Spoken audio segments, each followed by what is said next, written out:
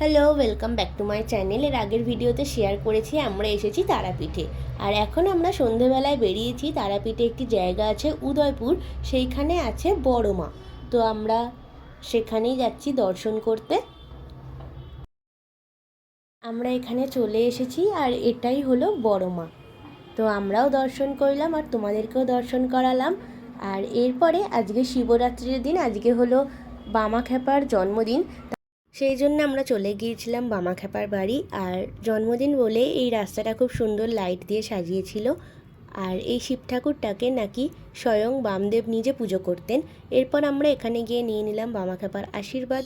আর তারপর আমরা গেলাম ওনার বাড়িতে।